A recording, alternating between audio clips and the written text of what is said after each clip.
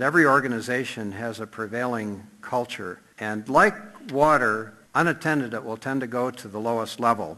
A corporate culture that honors God must be intentionally shaped and carefully guarded. It will be tested, but in the testing, that itself further defines and distinguishes the culture. Like a muscle, our culture must be exercised and used if it's going to have definition and to be functional. It is in the testing that culture becomes clear and obvious, whether there is dependence and trust in God or just doing business the world's way. I'm Ken Powell, and on this episode of FCCI's Pathway to Purpose podcast, we're hearing part 5 of a talk that John Beckett, the second-generation owner of the Beckett Corporation, that he delivered at an FCCI International Conference well over 15 years ago. And the amazing truth is that these principles, the principles that he promotes, are just as applicable today. While so much has changed in our society since this talk, there are lasting foundational business strategies that remain constant and critical as a Christian business leader. John's going to speak about an employee, a shop floor worker, who was transformed as a result of working for the Beckett Corporation. A radical experience of life improvement, the kind of impact that every Christian business owner prays for and wants for his or her employees. And then John will share about the season when they had to reduce their workforce significantly and the steps they took to pursue a process that would honor and care for those employees and through it all would honor God. You know, we aren't hearing just well-reasoned theory or someone speaking of, but having no hard-won experience on this episode. No, this is coming from a man who has been on his knees for many, many hours, seeking God's wisdom, engaged in daily business operation as an owner for dozens of years. This is practical material that you'll be able to apply as the need arises, quite possibly even later today. Here's John.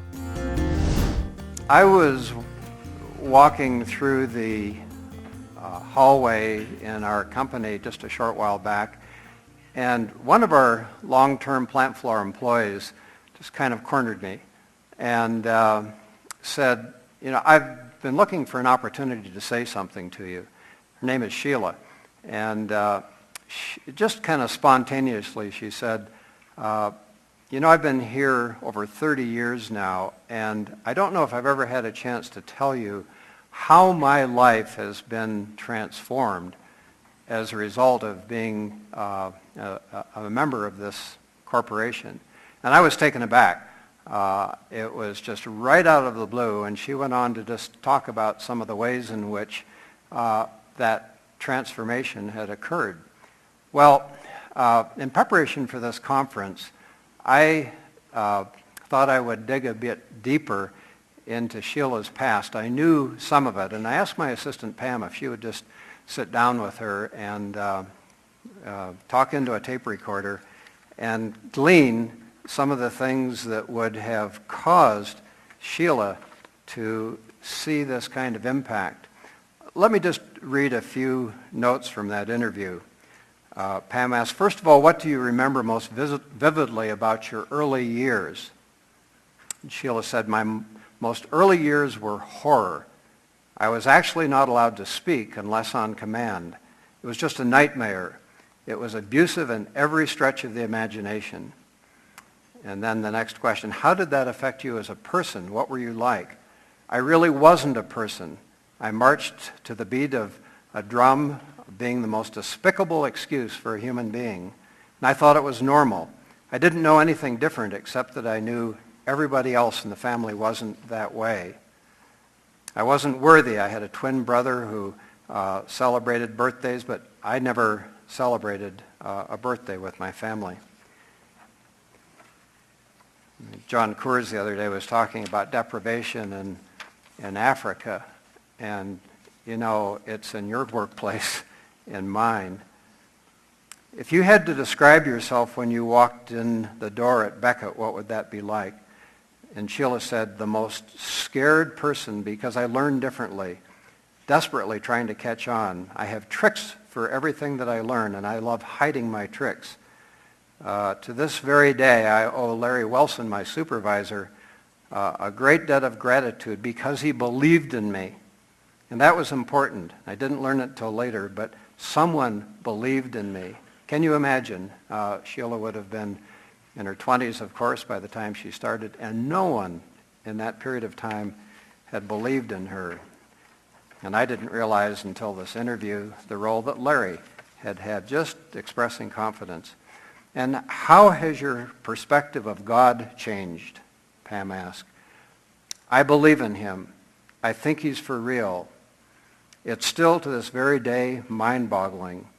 I'm not a scholar biblically because I can't remember things, but that's okay as long as you know it's faith. Well,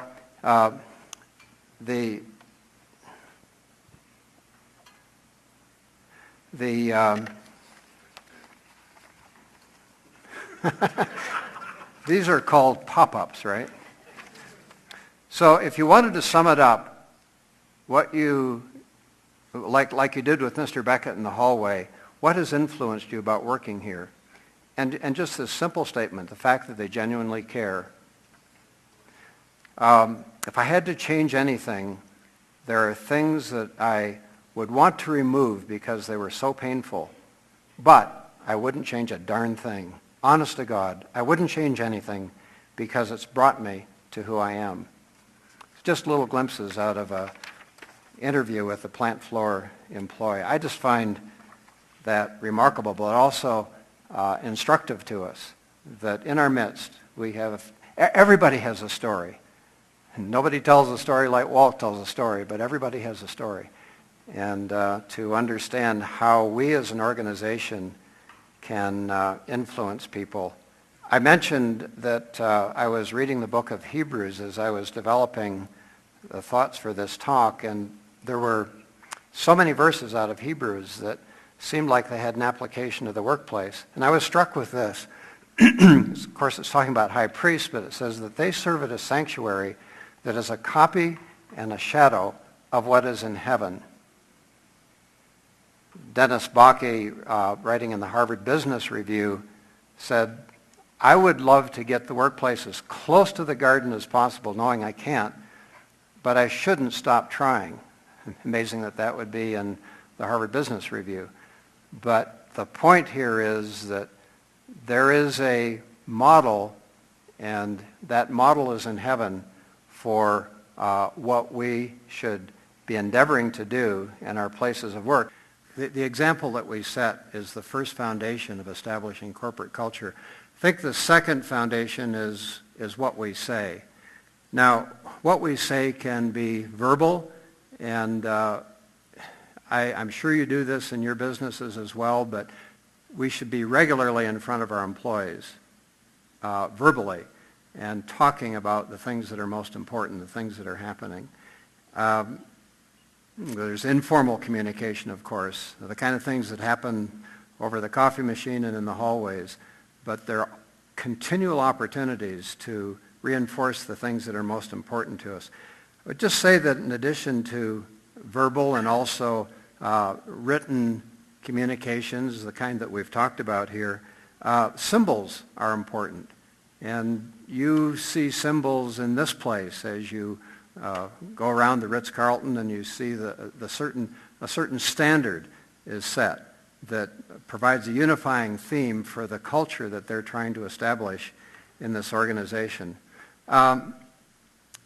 Symbols for us begin with the physical appearance of our grounds.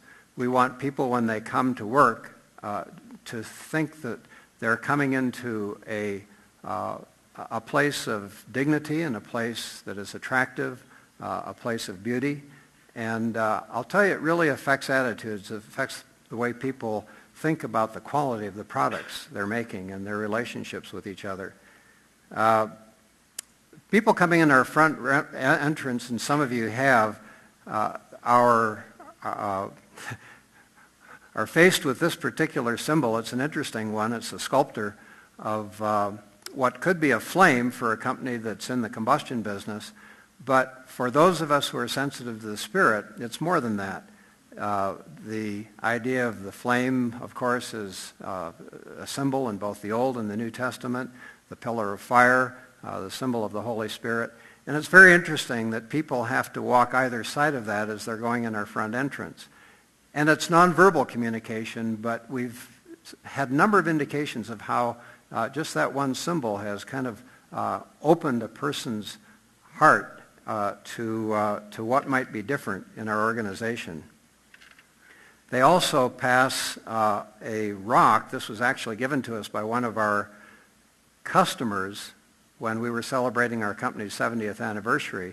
They took it on themselves to give this to us as a gift, and it has our core values on it. So somehow this had gotten through to a customer sufficiently that they gave it back to us as a kind of memorial that people pass by when they go into the entrance. And then in the lobby itself, as people come in, there are other symbols, the most significant of which, and it doesn't show up very well here, but it's a bust of Abraham Lincoln. And Lincoln means different things to different people, but this is it's a striking pose of Lincoln. So these are not religious symbols per se, but it's interesting that they're conditioning people's hearts as they come on to the grounds of the organization. In addition to the example we set and what we say, the kinds of things that we support and reward help form the foundation of our corporate culture, and then how we approach problems and challenges. I think that where the rubber meets the road is probably the most telling way in which culture gets established or reinforced. And people are continually looking. They're looking at you as leaders to see how you respond, especially in times of difficulty. In summary, I would say that every organization has a prevailing culture. And like water, unattended, it will tend to go to the lowest level. A corporate culture that honors God must be intentionally shaped and carefully guarded. It will be tested, but in the testing, that itself further defines and distinguishes the culture. Like a muscle, our culture must be exercised and used if it's going to have definition and to be functional. I debated putting this topic in because it's a specialized area.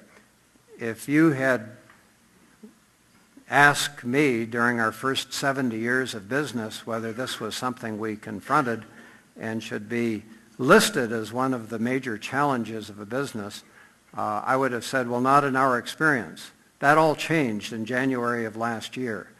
We found ourselves in a position where a combination of weather and interest rates and the overall economy conspired to create a perfect storm that left us in a position where we were significantly overstaffed. What to do about this? We had not laid people off in 70 years of business. We exhausted our creative options, and I think that we want to explore every option that we can in a situation like this. We had contacted other employers in the area to look for work. We had given voluntary leaves. We had looked for opportunities among our companies to move people around. And in spite of all of that, we were in a surplus position of almost 50 employees. So the question became, how would we handle this in a way that would honor God and in a way that was consistent with our core values?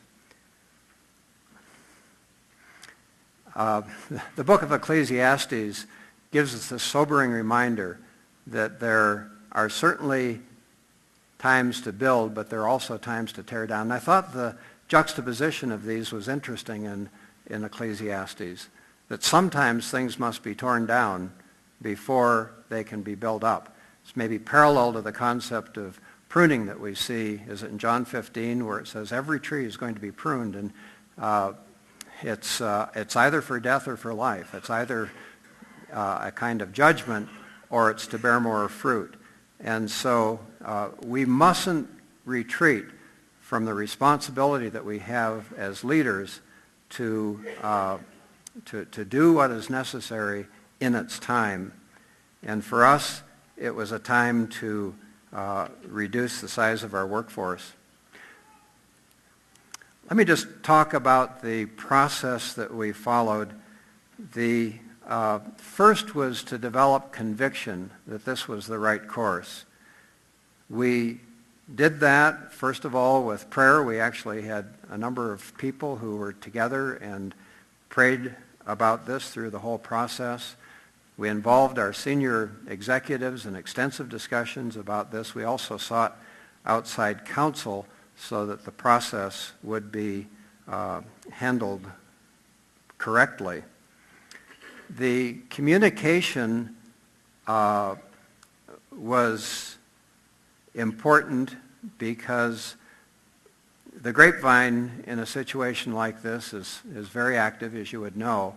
And so we orchestrated the announcement to the employees who were affected by it in a separate session, and then very quickly after that had a meeting with all of the employees who were not affected. So everybody would be hearing from the leadership of the company what we were intending to do.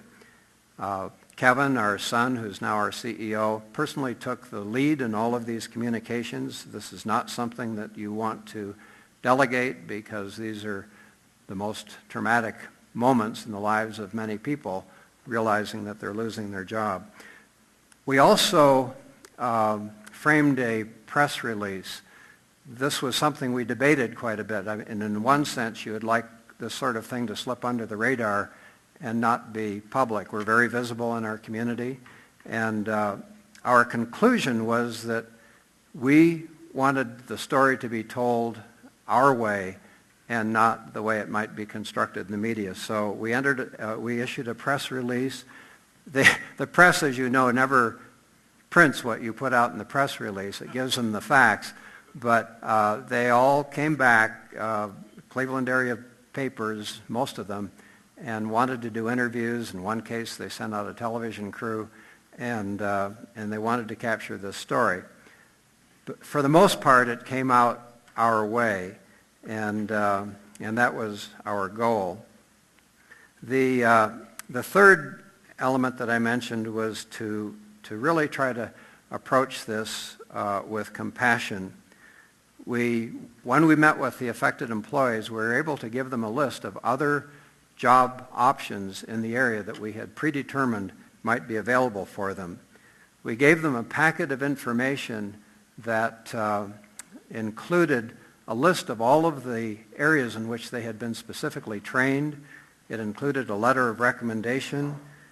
We brought in somebody from a local employment network who talked with them about the whole process and how this organization could help.